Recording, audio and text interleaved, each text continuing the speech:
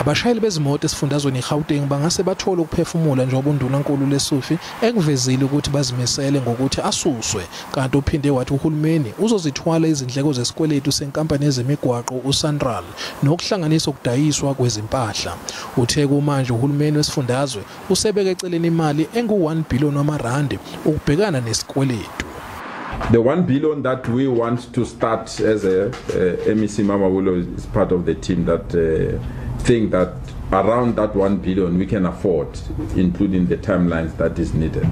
Lesufi nakuba ethe izingxoxo zomgcini mafa zisalokhu ziqhubeka uthe kusekuningi okusamele kwenziwe isifundazwe okumayelana nesikweletu. UNdunankulu ufuna umgcini mafa kazwelonke achaze ukuthi lingakanani inani lesikweletu okuhlanganisa nenzalo okumele bayikhokhe nokuthi isikweletu sihlelwe iminyaka engamashumi 20.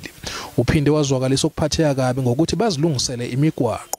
Kusenjalo uphinde wathi bazoqala izithangami zomphakathi ukuthi banezinsuku kuze kube umhla zingama31 kuzibandlela uqedela izingxoxo nekusasa lama Etolls eGauteng. Lesufi uthi uzoqinisekisa ukuthi isikweletu asiphazamisi isifundazwe kwezempilo nakwezemfundo.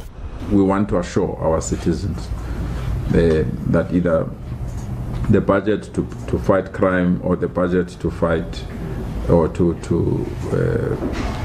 have quality education and health will not be compromised by this decision. Lesufi akakuvezanga ukuthi abashayeli baseGauteng kumele yini bayikhokhele noma cha ingxenye yesikweletu sama Etolls. Uthe izigcawu abazoba nazo izona ezizonquma indlela yokukhokha.